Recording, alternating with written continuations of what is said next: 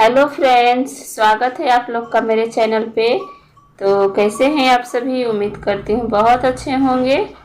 तो आज मैं एक लाचारी गीत सुनाने जा रही हूँ। अगर पसंद आएगा तो एक लाइक ज़रूर कर दीजिएगा, और अभी तक मेरे चैनल को सब्सक्राइब नहीं किए हैं तो प्लीज़ कर दीजिएगा, और साथ ही बेल बटन को भी दबा दीजिएगा ताकि मेरी वीडियो की नोटिफिकेशन आपके पास सबसे पहले पहुँच जाए।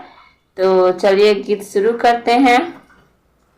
ए सासू जीव के जवाल बालू हमके, ए सासू जीव के जवाल बालू हमके, एक थरियावा हम हमर सैया, एक थरियावा हम हमर सैया।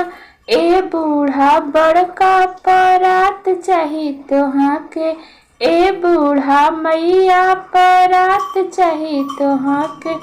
ए सासू जीव के जवाल बालू हमके, एक गिलसिया में हम हमर सैया, एक गिलसिया हम हमर सैया।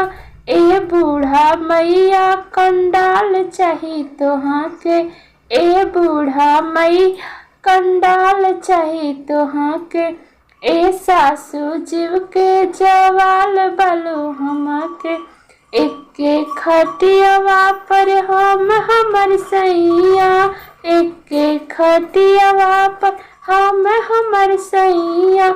ए बूढ़ा मैया पलंग चाही तोहा के, ए बूढ़ा मैया पलंग चाही तोहा के।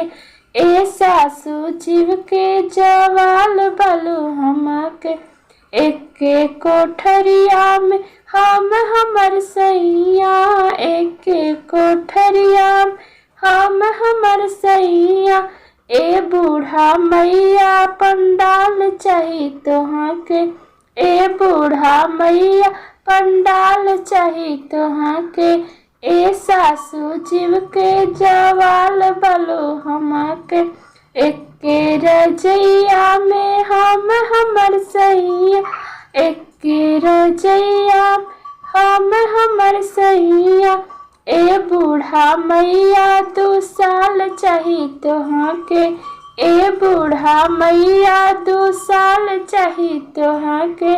ए सासू जीव के जवाल बालू हमके। Thank you.